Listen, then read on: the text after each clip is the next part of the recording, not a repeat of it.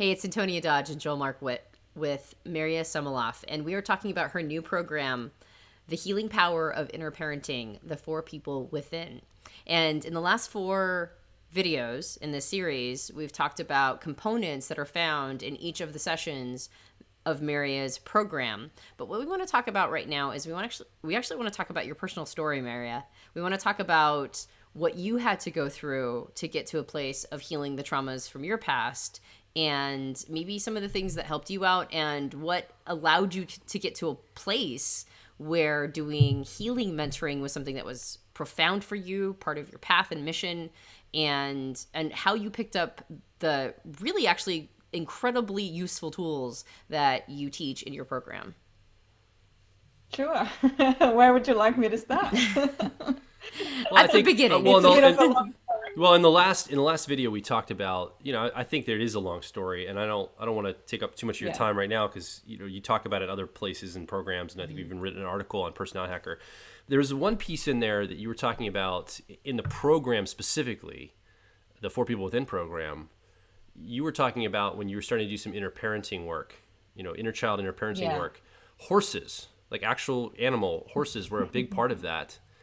It gave you a sense of safety. It was a part of that first step in your journey. I think you were quite young when it happened, from what I can understand in the program. So Yeah. maybe let's just zoom in on that part and you Okay. give a little context of where you were at, and then maybe just that part there. Yeah. My biggest kind of healing journey as an individual was to learn to trust people, to learn to trust that life wasn't going to just come at me and have its way with me.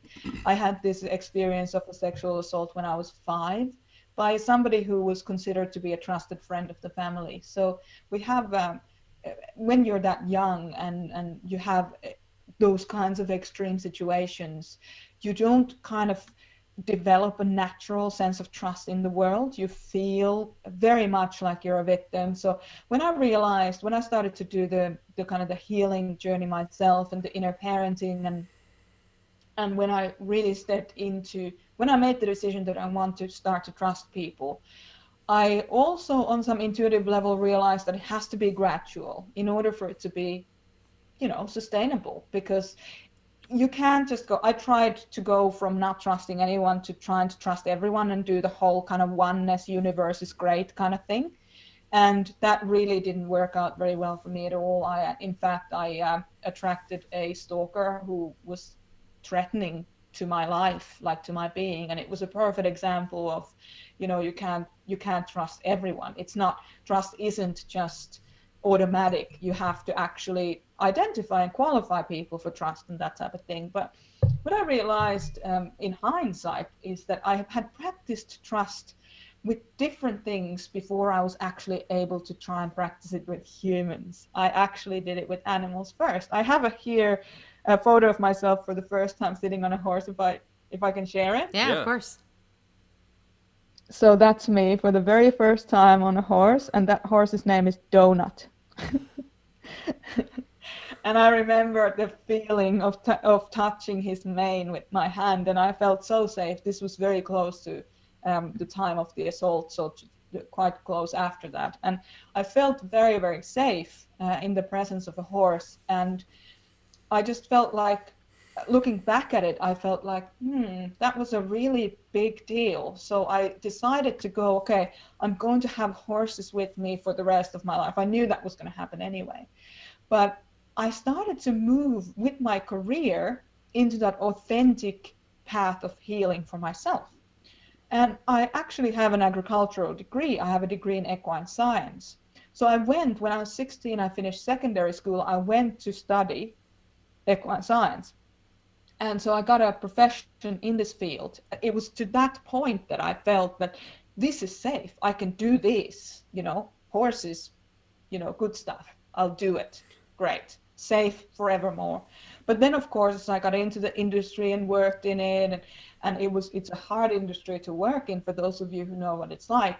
Um, all the other stuff, the next healing steps were kind of brought to me that I had to start to take. And then, so my healing journey then brought me away from the horses and into body work. So doing classical and orthopedic massage and pain management with people who are like as the last resort, as always, because it kind of plays in really nicely with my rescuer kind of stuff. But interestingly, they're very effective because my great grandmother was one of the first trained massage therapists in Finland. So I've been used to kind of thinking towards the body. Like I have a very high kinesthetic intelligence for my type, which is INFJ. We usually don't have. So we have an inferior extroverted sensing process. So, this isn't a normal thing for for my type. We're usually in our heads, but I was able to translate that into the body, and I started to really trust people on the level of business.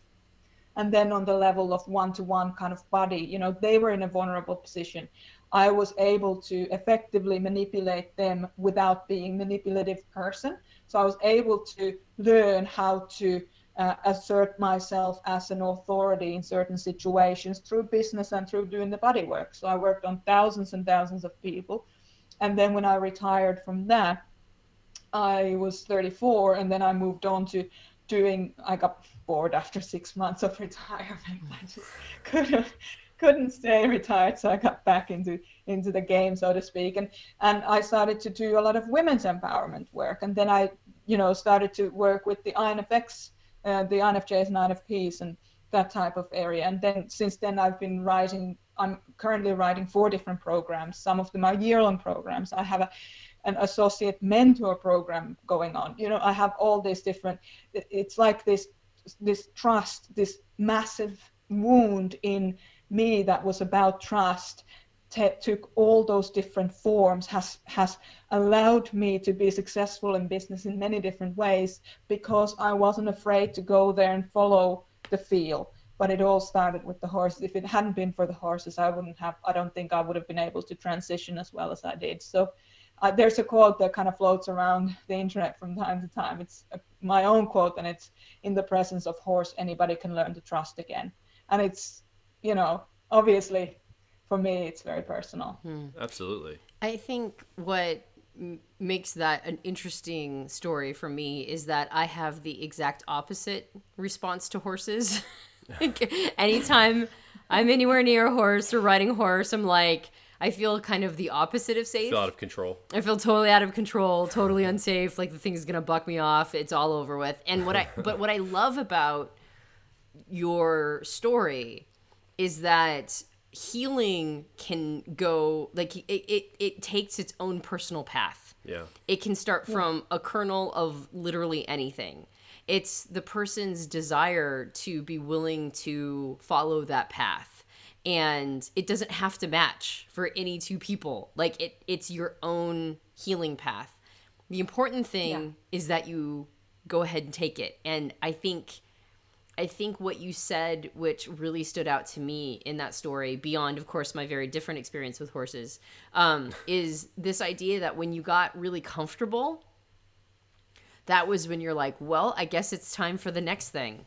Like once you realize that you had hit a precipice, like you had done that hard climb and then you hit a precipice and you were there for a while and you're like, oh, that's really cool. This is nice.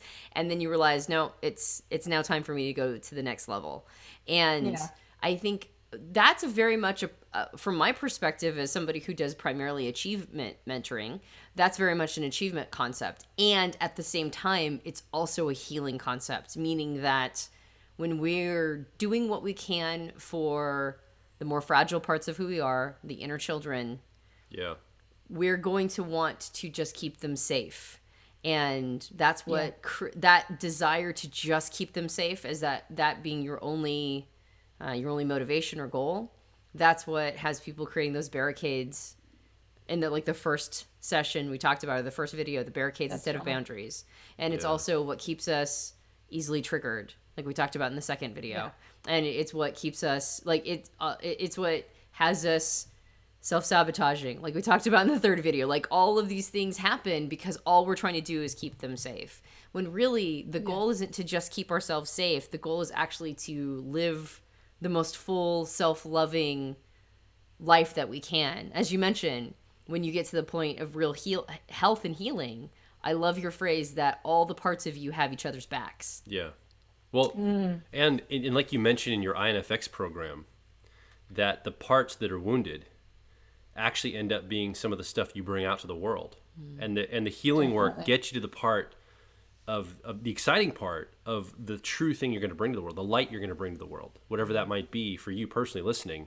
It's going to be different for all of us, but that healing work helps us identify the parts of us that are going to show up in a good way. So I think, thank you for sharing your story. Yeah. I know it's very deeply personal, and you can tell as you talk about it, you've done a lot of work, and you've worked through the ability to be able to speak about some of the things you can talk about. And I think it's great because as an example, in your healing work, now you're shining a light to other people, and we just can't speak highly enough of you and the work you're doing. So thank you for that. And this particular program. Yeah. This is, if you are watching this series of videos to try to determine whether or not this program is right for you, it may or may not be, but I'll say personally that I found this program to be extremely powerful. Yeah.